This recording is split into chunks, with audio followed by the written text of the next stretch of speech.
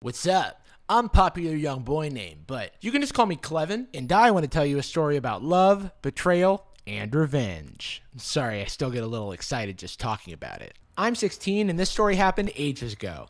Like when I was 15, I'd been seeing this girl Jethanie for a year or so, and things were perfect. I loved her so much, and I enjoyed every little moment we spent together, from hanging out in class to chatting online to looking into each other's eyes. You know, normal couple stuff. I was so convinced of our love that I started thinking about ways to propose.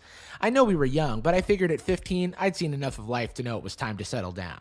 There was just one tiny problem with our relationship. We disagreed about everything. Music, movies, whether or not we were dating. But other than that, it was perfect. I figured such a small problem would surely blow over with time, so I set my eyes on the prize and started planning the perfect proposal.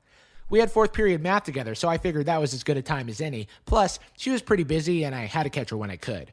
I decided to do it on the day of our final exam, so I was sure she'd be in class and not playing hard to get like she usually does. Everything was going according to plan, and as soon as our teacher, Mr. Math, announced that there were 10 minutes left of our final, which was 90% of our grade, by the way, I knew it was time to strike. I got down on one knee and in the middle of the class said, "Jethanie, will you marry me?" And I'll never forget what she said. She said, "What? Dude, I barely know you." I was heartbroken. I mean, how could you betray me like this? Jethanie aced the final and got accepted into the nation's most prestigious school. And I peed myself on the spot and got suspended from school and was told never to set foot on campus again. Jethanie may have gotten me this time, but I knew the perfect way to get her back.